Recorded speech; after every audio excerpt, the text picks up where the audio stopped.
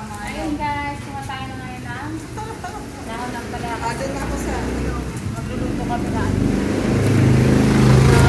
So ayan. Hindi nyo ba alam guys, nasa kapitbahay namin to. So ayan. Ito, kuha tayo. Sobrang lago ng ano niya, ng mga dahon niya. Ayan na nga guys. Nakatuwa lang mag-harvest.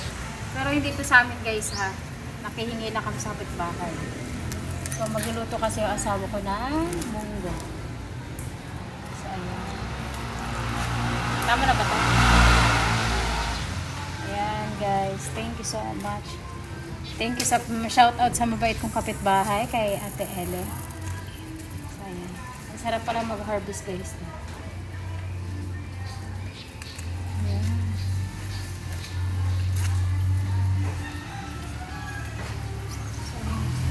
Pili lang natin guys yung malalaki. Pinili ni architect.